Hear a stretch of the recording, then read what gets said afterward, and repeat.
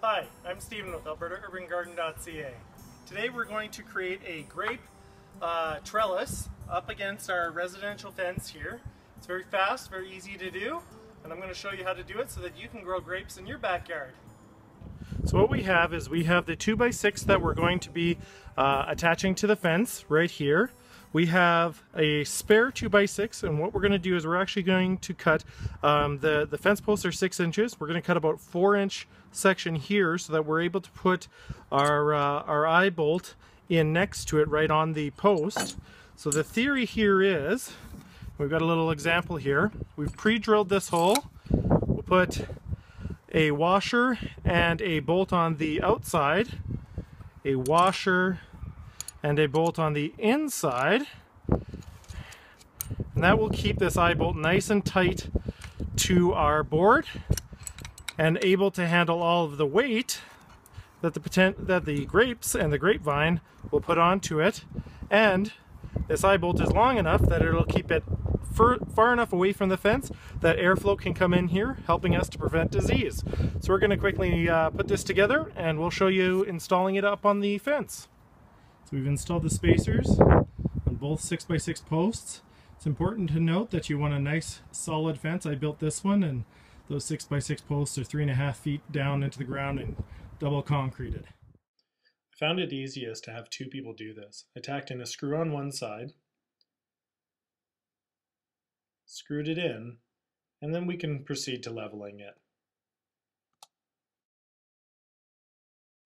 Use a level to make sure that it's in fact level, then tack it in. Because the board is longer than the space between the 6x6 posts, you want to just put it up against there, measure it out where you want to put the eye bolts, and then drill the holes. To attach the trellis wire, wind it through the hole, and then wind it around just a bunch to make sure that it's good and snug. In the center, use a loop in order to fasten it to the center one in order to avoid cutting the trellis wire.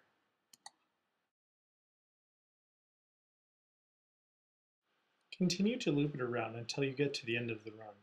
Use needle nose pliers to clip it, and then wind it tightly.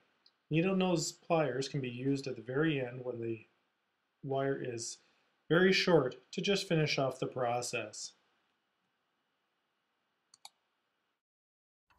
So the next step is to tighten the bolt just by hand. You don't really need anything else. That will allow you to adjust it if required. Say the trellis wire gets too tight, you can turn this, but you don't need any tools to kind of do that. So in order to get the vines up to the trellis itself, what I'm suggesting is, I just picked up some 6-foot bamboo and to fasten this to this. Now you don't need to use the trellis wire because that's more expensive, but I'm just going to show you how to quickly attach this so that you can get your vines all the way up to the trellis itself. So what we're going to do is we're just going to take some wire. This is just general all-purpose garden wire. Clip some off, and this came actually from the handy dandy Alberta Urban Garden kit. Tie it. Eventually, if you put grapes and stuff in here, you may not actually need this this attachment, this bamboo here, but for the time being I'm going to leave it. This wire should hold no problem, and there we go. It doesn't need to be super tight. Once the plant latches on to the trellis system itself, it'll be perfectly fine.